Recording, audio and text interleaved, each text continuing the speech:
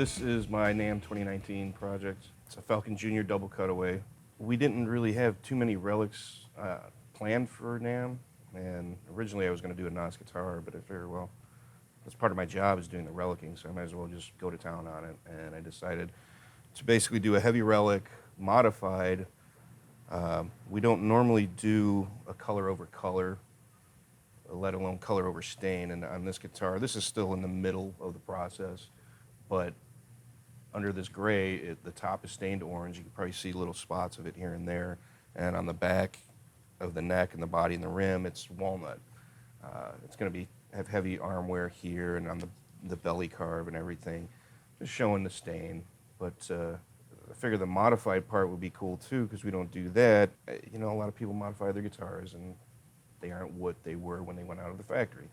So with this, in my mind, the guitar originally came with Filtertrons in the neck and the bridge, and well, somebody decided to, modify it and put a P90 in the neck, take off the pick guard, take off the tailpiece, put in this V-stop tail, and with that, I even aged the finish so you could see the shadowing of where the tailpiece was and the pick guard. Even on the tuners, we decided to do different keys, and there's shadowing on the back of the headstock where the old keys were, and extra holes as well. Just something different I thought would be fun, and you see things like that sometimes at music stores, and it just draws you in, like, oh, where's that guitar been? What's it been through? And I don't know, to kind of replicate that, that's kind of neat. The control layout is basically standard Gretsch. You got your three-way toggle between the pickups, your tone switch, your master volume, and then independent volumes for each pickup. So nothing too special on that.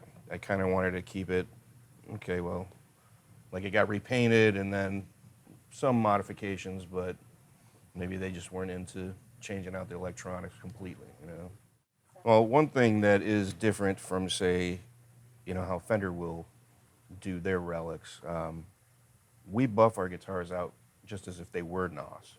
So the guitars are completely polished. I have to go through all that trouble, buff them out, and then Steve will kind of scuff them up a little bit before he builds them. When I get the guitar, it is scuffed up some, and then basically, I usually start with the headstock, and I kind of rough up the edges and the corners where, it would get worn in. I put some wear in here, like it was leaning against something and it slipped, it fell. Again, this one is still halfway through the process, and this is going to be a heavy relic, so the neck will get finish worn off in a lot of areas. I'll ding up and chip the face of the headstock. Same with the top, little chips and dings, rim, back. And once I get through with, all the markings like that, I will basically go back and stain all those areas to show kind of grime that it's been hanging around with years of use, This one, though, it's going to be pretty yellow. There's a lot of discoloration here. And to me, it's not that you can smoke in bars anymore, but a lot of old guitars have that, smoke residue. And this kind of gives that vibe off a little bit. Oh, I'm ecstatic about it. I came in too late last year to actually, have a piece at NAMM for 2018. So the fact that I was allowed to, design something and have my name associated with it was, that's how many people get to say they have that with Gretsch Custom Shop? Not too many. So I'm very fortunate and very happy about it.